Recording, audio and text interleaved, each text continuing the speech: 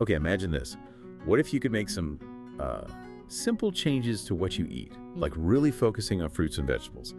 And that could actually lower your blood pressure, maybe even as much as medication does for some people with hypertension. It sounds almost too simple, doesn't it? But, well, that's one of the really powerful ideas we're finding in the research we're looking at today. Exactly. It really highlights this deep connection between our food choices and, how healthy we are, especially as we get older. Mm-hmm. Food is so much more than just fuel, isn't it? It's fundamental to our well-being right through life. Absolutely. And unlocking that potential, understanding what the latest science and trusted health sources say about aging well through nutrition, through lifestyle, that's exactly what we're digging into today. I'm your host, Dr. Hana Lee, a researcher with a PhD in integrative medicine.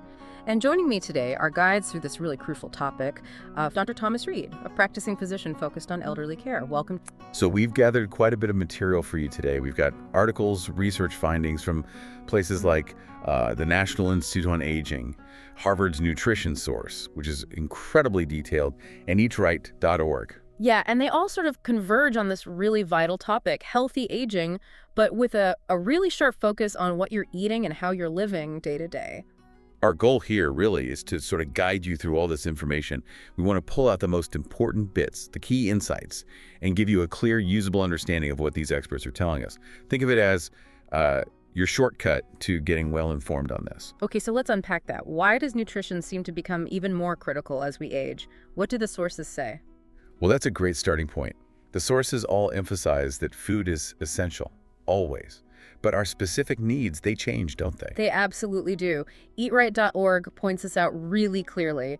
Your dietary needs shift across your lifespan. What worked perfectly at, say, 25 might need adjusting by 75. Right. So a well-thought-out, nutritious eating plan becomes, well, foundational. Not just for general health, but really crucial for managing health conditions that, pop up more often later in life. It's about supporting the body as it changes.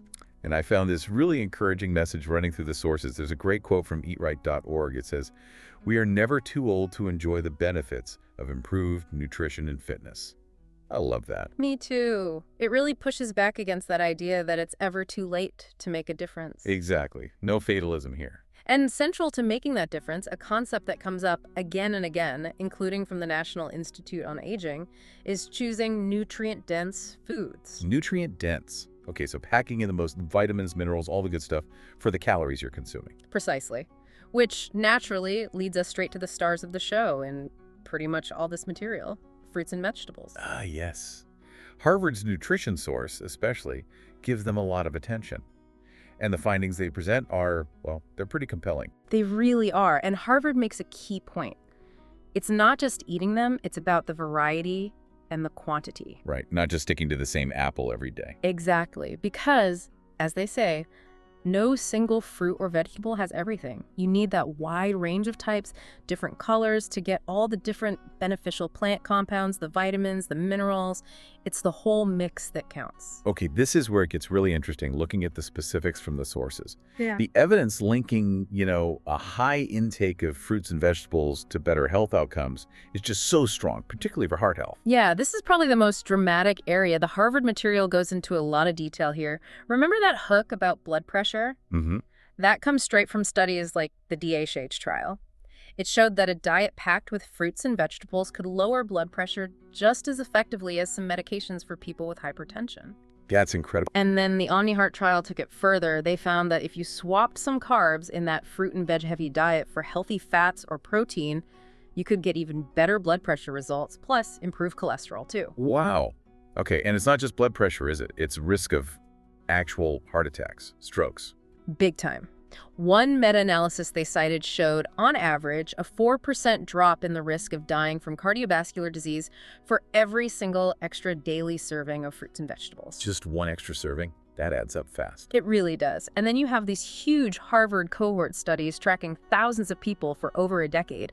They found people eating the most, like 8 or more servings a day, were a whopping 30% less likely to have a heart attack or stroke compared to those eating less than, say, 1.5 servings. 30%. That's a massive difference. Huge. And they even pinpointed some types that seemed especially good, like leafy greens, Cruciferous veggies, think broccoli, cauliflower, and citrus fruits. Okay, so the heart-health connection is super clear. Mm-hmm. What about cancer? Mm-hmm. The sources seem a bit more nuanced there. That's a good way to put it. Nuanced.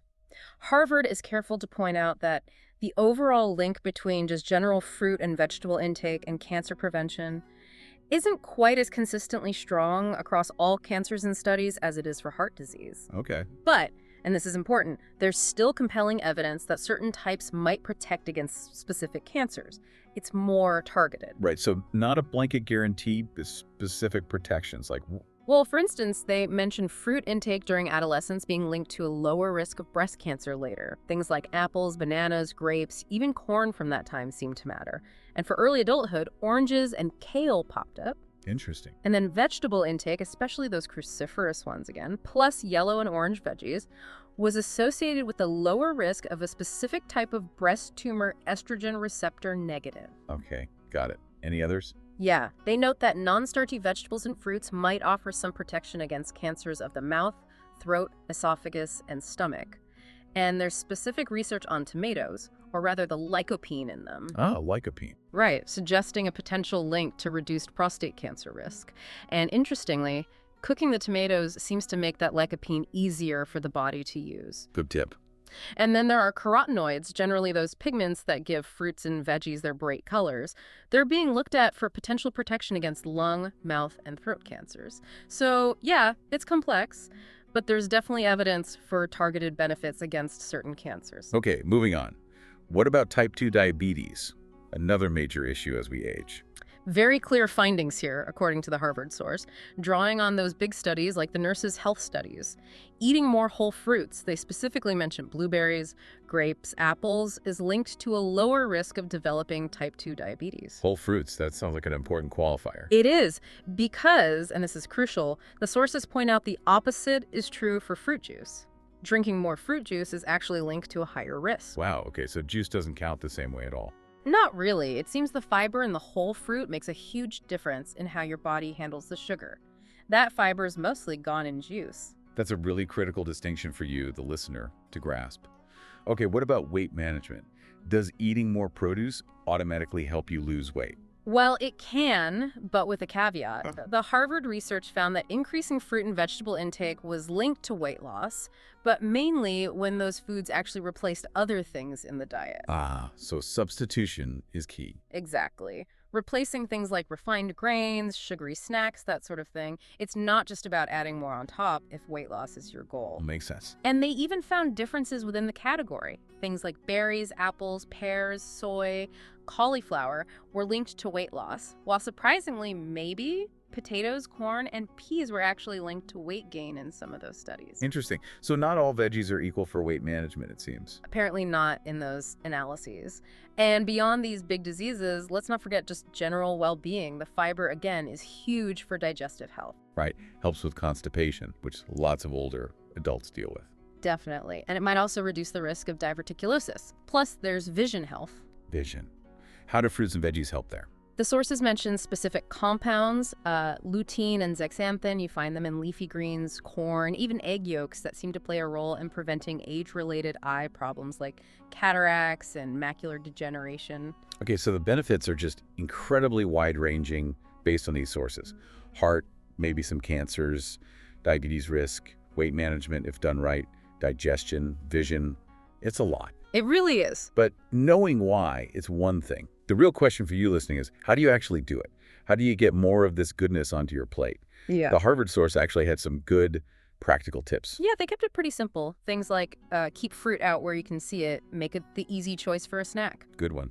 Out of sight, out of mind. Exactly. And actively try new things. Explore different colors, different types in the produce aisle. Get that variety we talked about. And consciously swap out potatoes sometimes, since those were linked to weight gain in some studies. Right. Choose other veggies as your side dish more often. And think about making fruits and vegetables a bigger part of your meals overall. Load up salads, add extra veggies to soups, stir fries, casseroles. Make them the star, or at least a major supporting actor, not just a tiny garnish. Precisely. It's about consistency with these simple strategies. Okay. Now, obviously, fruits and vegetables are huge, But healthy aging nutrition isn't only about them, right? The other sources like eatright.org and NIA talk about the bigger picture. Absolutely. Nutrition works together with other things. The sources consistently bring up physical activity as being just as important. Yeah, the National Institute on Aging really highlights that balance between calories in and calories out through activity. That's fundamental for managing weight if you get older. It's totally connected. Exercise affects your metabolism, your appetite, and good nutrition fuels that activity. And yes, the sources remind us we need a balanced plate overall. Right, we still need things like whole grains, lean protein, dairy, or alternatives, healthy fats. Eatright.org and NIA mention these. And the Harvard Visual Guide kind of puts it all together, emphasizing healthy oils and water, too. It's about the whole dietary pattern, isn't it? Not just hyper-focusing on one single food group. And then there are the practicalities, which the sources do touch on. Things like meal planning to make healthy choices easier during the week.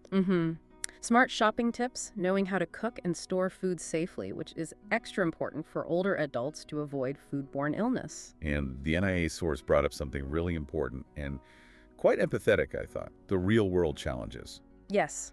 It's not always simple, is it?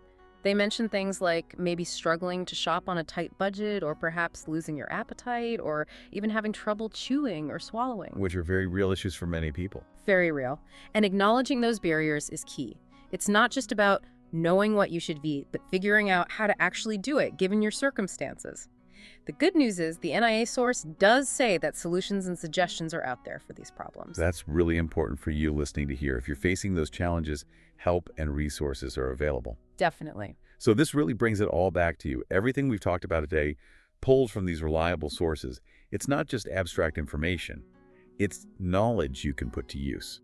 It shows the incredible power your daily choices about food and activity have on your own healthy aging journey. Yeah, understanding the specific benefits, why variety counts, knowing it's about diet and movement, that really empowers you to make informed decisions for your own life, your own health goals. And having this information can also help you have better conversations with your doctor or maybe a registered dietitian nutritionist to create a plan that works for you, considering both the best foods and any practical hurdles you might face. So if we boil it all down, the core message from this deep dive is pretty clear.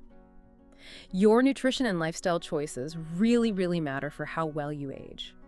Focusing on getting plenty of different fruits and vegetables, staying active, looking at your whole dietary pattern, these things can bring huge health rewards. Yeah, protecting your heart, lowering risks for certain diseases, helping your digestion, even keeping your eyes healthier. The evidence is strong. So we've seen this powerful potential packed into simple food choices. But we also acknowledge that, life happens. Changes in appetite, budget constraints, physical limitations, access issues. These are real challenges. Which leads us to a final thought for you to take away and consider. Yeah. Given that these hurdles can pop up for any of us, what resources or maybe strategies or even support systems might be available to you, maybe in your community, maybe online, that could specifically help you navigate those challenges and stay on your path to healthy aging, no matter what comes your way?